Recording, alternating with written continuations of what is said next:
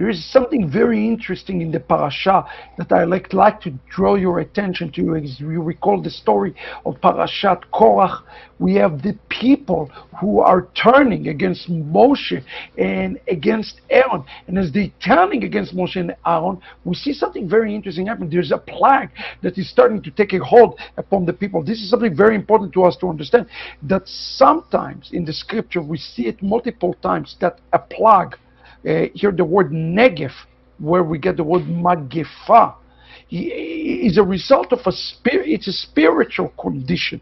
It's a spiritual condition. And here the Torah portion says something very interesting. It says in chapter 17, verse 12, it says, Vayikach Aaron kasher diber Moshe, וירץ אל תוך הקהל, והנה החל הנגב בעם, ויתן את הקטורת, ויכפר על העם. I want you to pay attention to the end of this. It says, and Aaron took it as Moses as order, and he ran in the midst of the community. He's running to the community, and then the plague has become among the people. But the incense that is being passed by him start to make a kapara upon all people. And then we see a very interesting passage.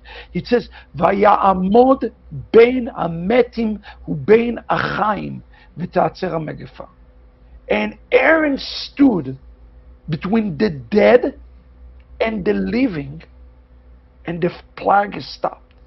Now, it's important to ask the question, what does it mean to stand between the dead and the living? What does that mean? Let me give you a very interesting parshanut on this expression, Vaya'amod. The word Vaya'amod does not literally mean just to stand, like stand. It means that he is making a barrier, between a gap between the Magefa that's coming to destroy Malach Amavet and those who are about to be destroyed by this. So listen to this, what it says there. It says, the Mefarshanim says the following thing, and I found it to be, what does it mean?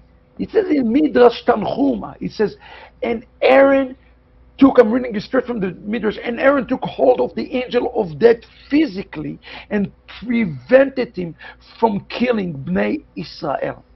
Do you understand what he's saying here? You and I have the authority and the power to stand between our families, between our community, and between Malach HaMavet. And this is something that I have to explain to all of you. Even a Malach HaMavet, who call a Mashchit, they call a Mashchit, even the Malach HaMavet, when there is such a tzaddik who can say, he can even deter death inside the camp.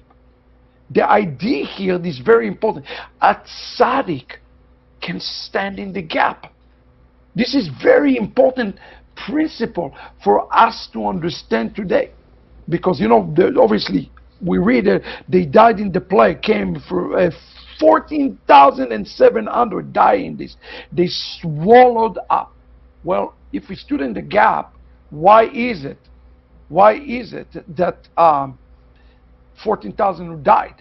Why is it that so many? Because they didn't believe in the tzaddik. You see, the issue in the end of the day is the issue of emunah. The entire song of the Lecha Dodi is a song of emunah. If one have a faith in the one who can stand between the living and between the dead, guess what? He's going to receive life. He's going to receive blessing. He's not going to die. He's not going to be perishing. But if he doesn't believe in the tzaddik, okay, then he will perish. That's why he says in the song, he says, awake, awake, your light has come. Arise, shine, kumi, ori. What is that? That's believing that there is one who's going to be standing between the life and the death. You see, the Kala is almost like good as dead. This entire existing status, the Kala is dead because she's not dressed, she's not prepared, she does not believe. It's a definition of being spiritually dead. But he says to her, well, enter in peace, O crown of your husband. Enter in gladness. Well, there's an element of faith. And, today I'm talking to you about things that are happening all over the world. We are about to experience a national revival in South Korea. How did we get to this point of national revival in a country?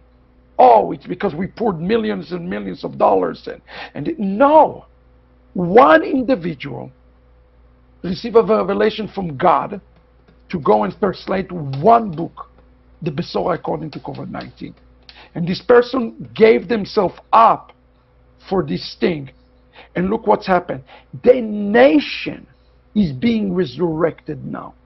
We have been receiving hundreds and hundreds of calls, literally, from South Korea, telling us, Besorah according to COVID-19 changed my walk with God.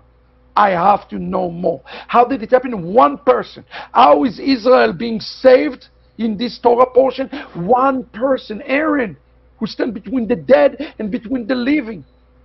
And here we see a beautiful picture of one Chatan, who stands for one Kala. His name is Yeshua. We don't need other Chatanim. We just need one groom. And this one groom is good enough to bring the one Kala from a status of death to living. So what is this song, Lechadodi? It's a song for resurrection. From death of the Kala to the resurrection of the Kala. What are we to do today to be this one person, I believe, who stands between the dead and the living? Will you be this person today who stands between the dead and the living? It's applied to your community. It's applied to your family. It's applied for your friends.